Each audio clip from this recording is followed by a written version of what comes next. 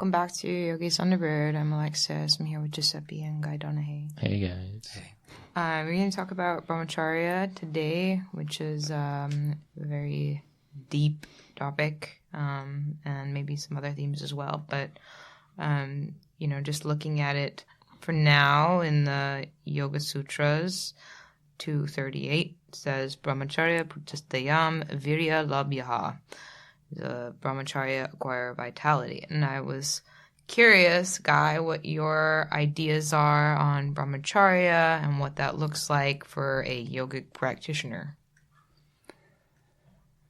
It's said that the experience of Brahmacharya is a kind of happiness or pleasure that you get from the falling away of these desires. And I'd say, from personal experience, that's really quite true. We spend so much time, typically in our modern culture, thinking about, if you're not in a happy relationship, thinking about how to get one, And our culture is also so saturated with sexuality. I think since the sexual revolution, we have come to feel that sex by any means is something to be celebrated, something to be enjoyed by everybody. Mm-hmm.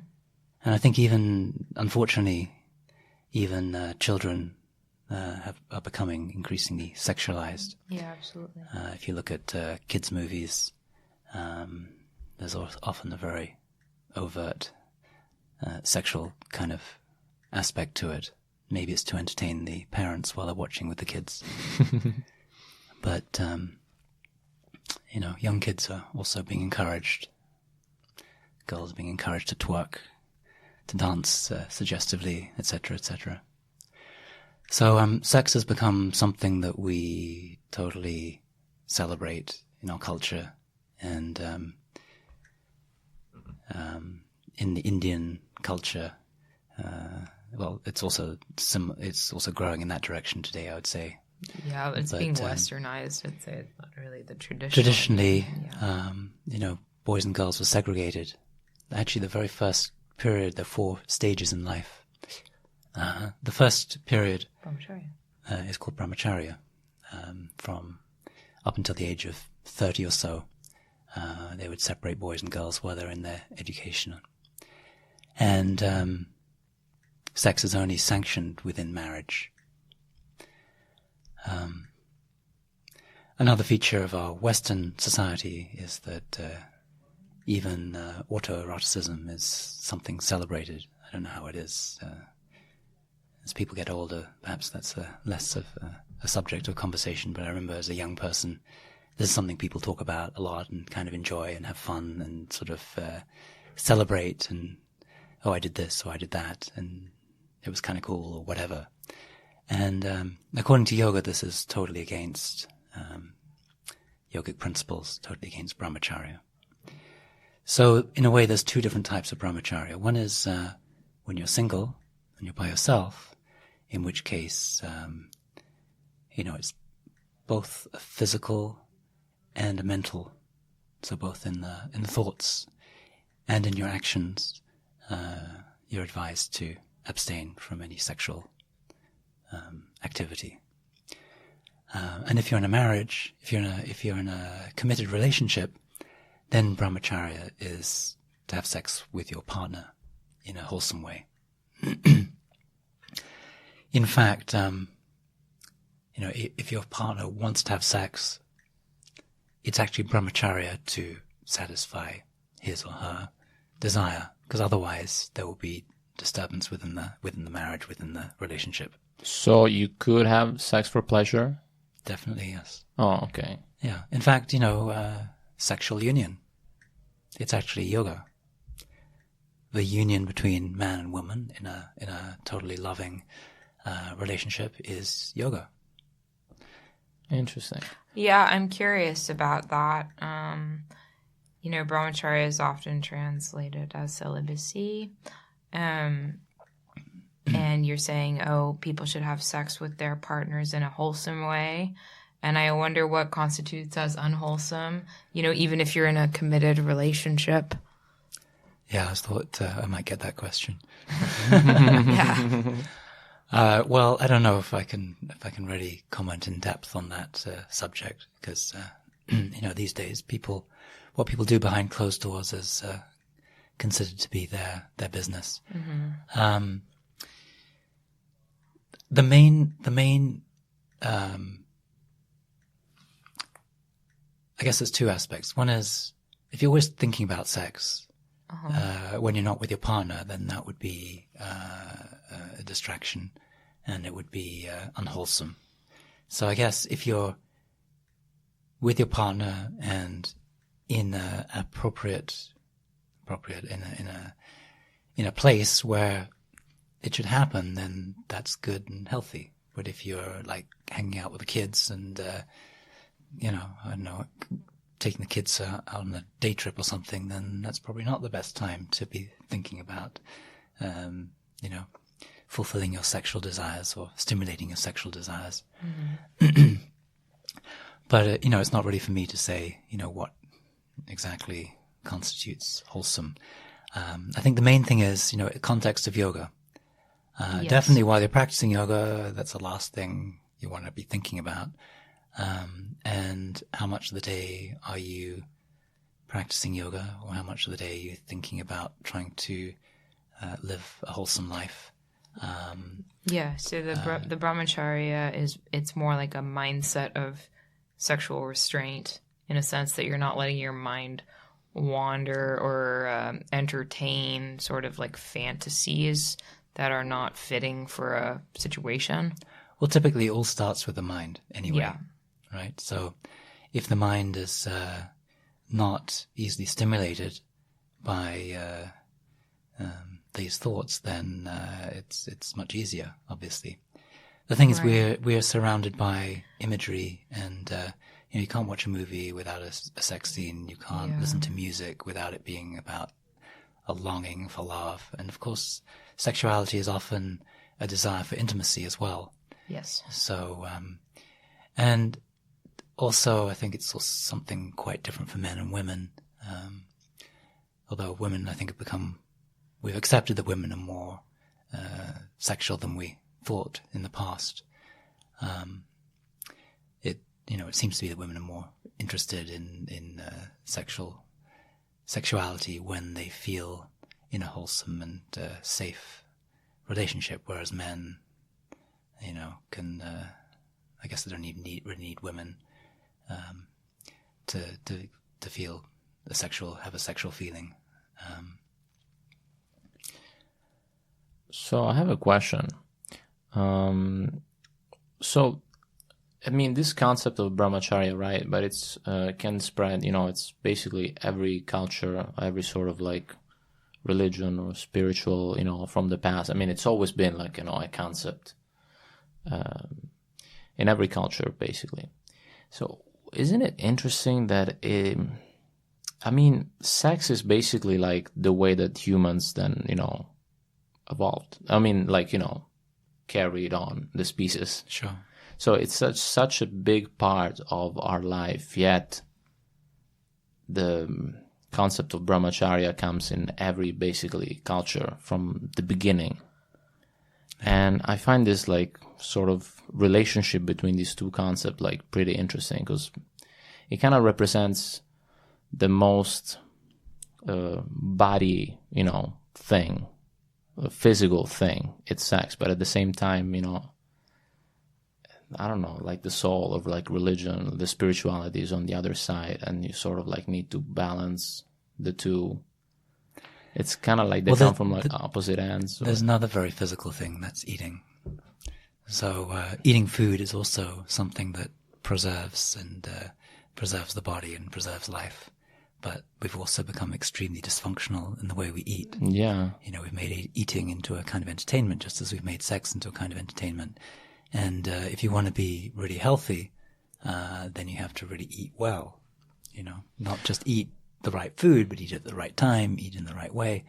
It sounds a little bit anal, but, it really does make a huge difference. And according to Ayurveda, if you have if you eat properly, then 80-90% of all illnesses can be eliminated. It's all about wrong food.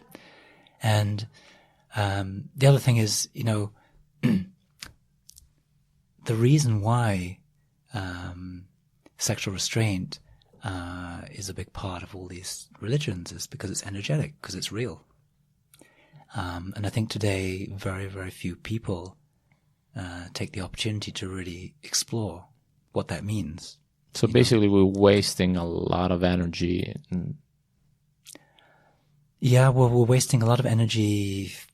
Like I said before, it starts with the mind. So, the physical activity is one thing, but how much time do people spend thinking about how they're going to get it? How much is invested in trying to, dates, all that, and and just like being miserable about the fact that you're alone and you're not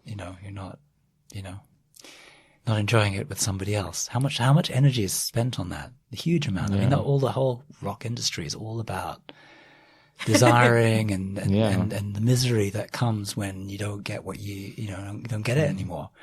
It's all this total obsession. Hundreds of years of literature and like poems. And all our advertising is exploiting it. So we live in a hyper-sexualized society. We got into a state which is way, way more unwholesome, even though it's always been a feature there. But we're in a very, very, pretty dark place. And I don't think it's like... I think when you get mastery over brahmacharya, it's not like suddenly you've got super amounts of energy. It's a bit like, we think of samadhi as being some kind of ecstatic state. It's not. It's an ecstatic state. It is an enstatic state. It's a state of calmness. It's a state of peace. It's a state of tranquility, a state of integrity, a state of feeling good within yourself. And brahmacharya is like that too. It's a feeling of being wholesome. It's a feeling of being satisfied. Like if you're in a very good and wholesome relationship, you feel great. And if, in a way, a bad relationship is kind of the worst undermining of brahmacharya, like it makes you very distressed. Yeah. If you're in a relationship but it's miserable, it's almost worse than being by yourself and not having the stimulation or the interest in going there. But I think we are so attached to it.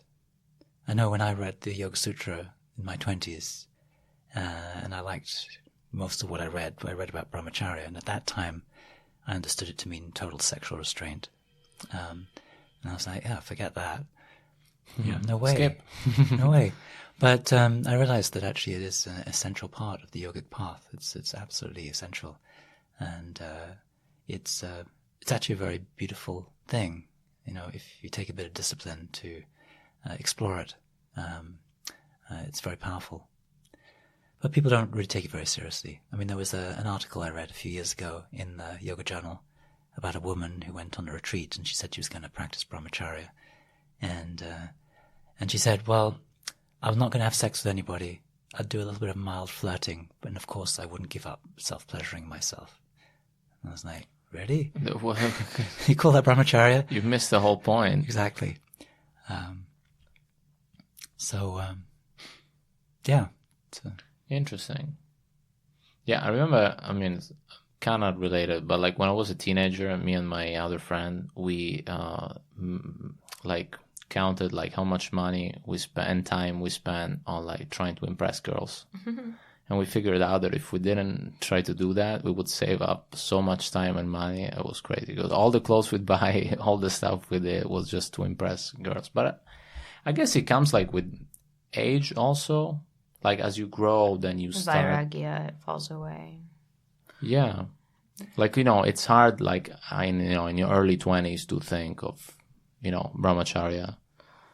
But maybe as you grow, then you start like settling more and more.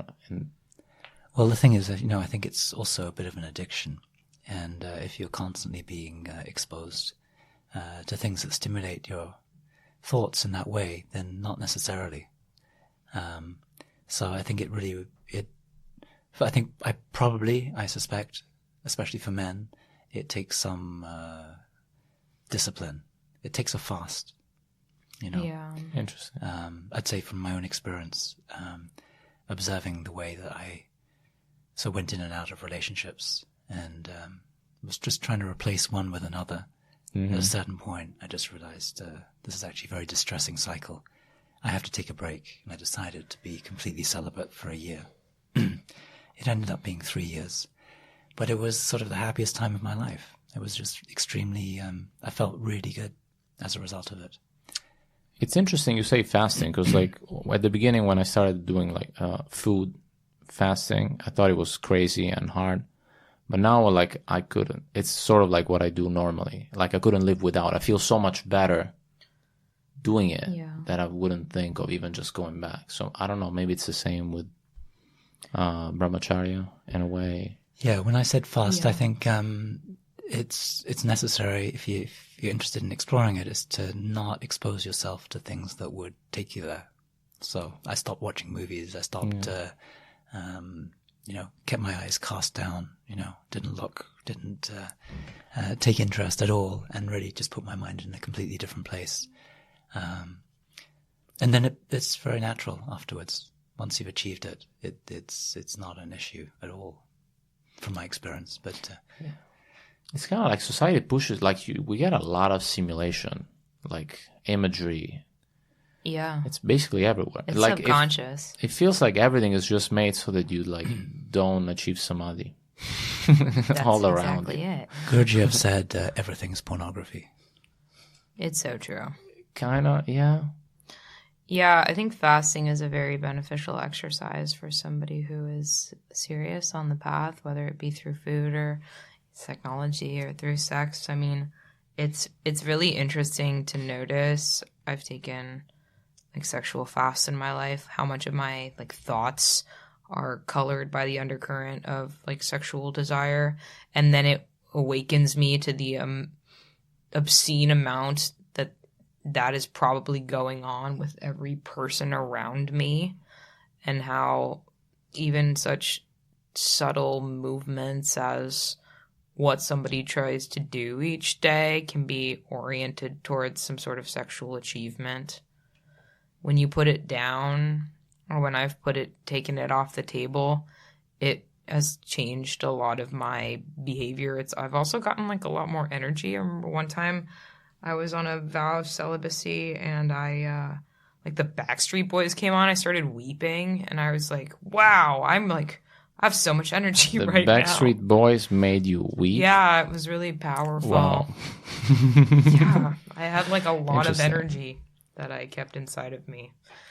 But so question, like for example, right? I mean, I feel sexual energy like pretty much like most of the time. I'm 31, I have a lot of energy, and what do you do then?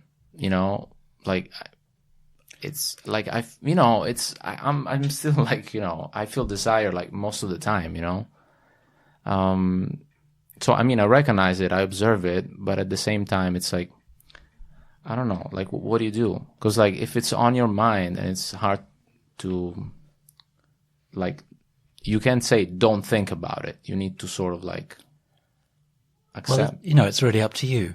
But I would suggest that if you're interested in exploring it, do a fast. So don't expose yourself to things which stimulate that idea. Another way, actually, which is another factor which is very significant, is food.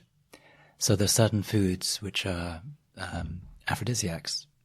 They're subtle, but you stop eating garlic, you stop eating onions and chilies, you'll notice that you probably won't notice if you're still exposing yourself to imagery. Mm-hmm.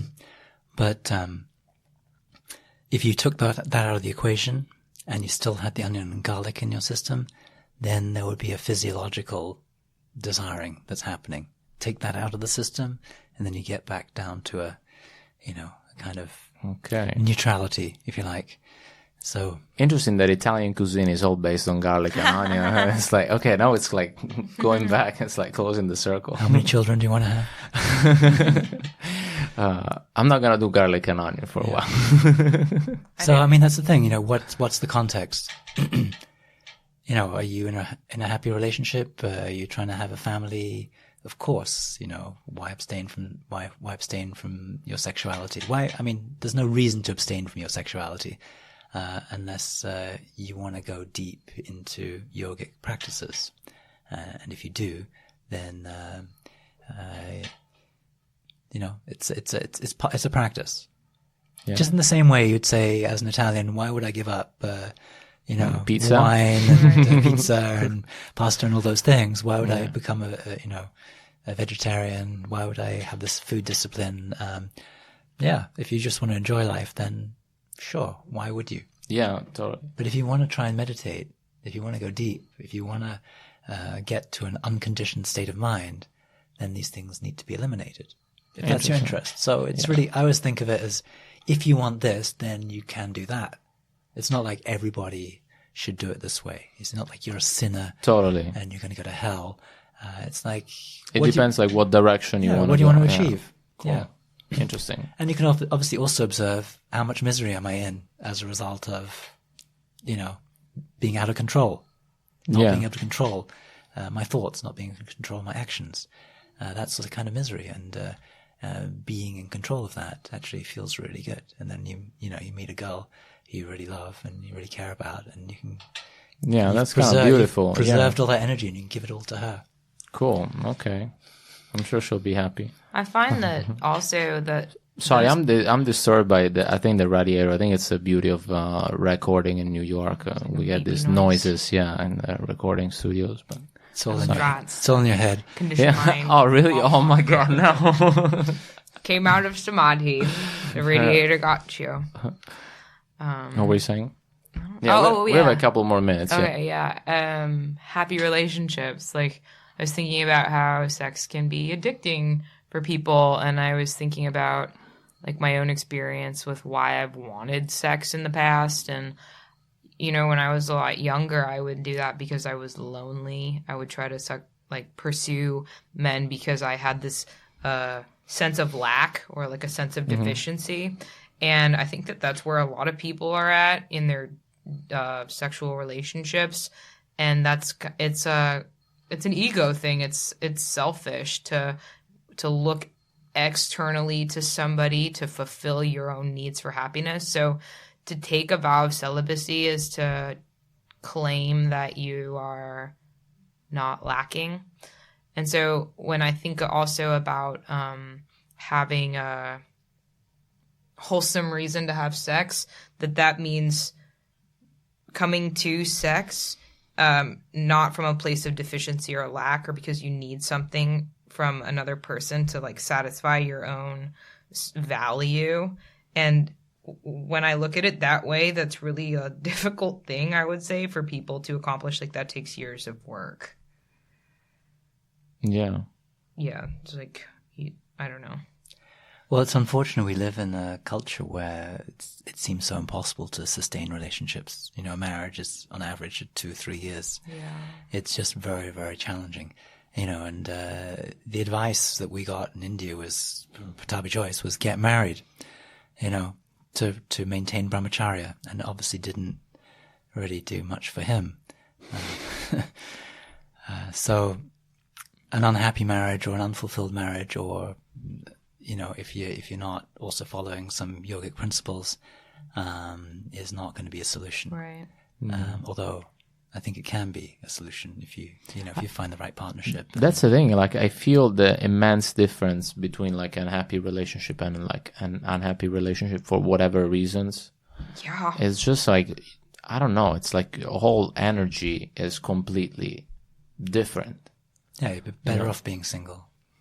Yeah. Or unless you like find a person that really like, you add to each other's life. Better off being single if you're in an unhappy relationship. Oh, yeah. But a lot of people are scared of that, Sure. Like, I see a lot of people, just... serial monogamy, where you date to date to date to date. Yeah, or even just staying in a relationship that, like, makes them unhappy. And it's, like, hard for, people to just let it go. And, yeah, it's interesting. Yeah. Well, you build connections and you build a life with somebody, then it's quite hard to let go of those things. I know. You become dependent on them as well. Yeah. It's scary to just like not have everything you've had for years, like that. Yeah. But at the same time, it's like, the unknown is unknown, but it can be beautiful. It can be better. It can be more positive. Yeah. Food for thought. Cool. Well, guys, thank you. Yeah, thank you. Yeah, I think it was pretty interesting. Yeah, it's an interesting topic. Yeah, I think we have quite a interesting episode coming up next week. So no spoilers. We'll see what happens. Cool. Yeah, and thanks for questions. If you have more, you can send them to yogisontheroad@gmail.com, or you could come practice with us at Shala. We moved, and tell us your questions there. Well, if you say we moved, you gotta say where. Oh, yeah. I don't know, Guy. Do you want to say where? Sure, we moved our Charlotte from the East Village, and we're now on Broadway, 666 Broadway. Number of the Beast. Yeah, I was like, ooh. Yeah. Nice. We're on the 3rd floor. Awesome. Well, thanks, guys. See you next time. Yeah, thanks for your thank you. time. Awesome. Cheers.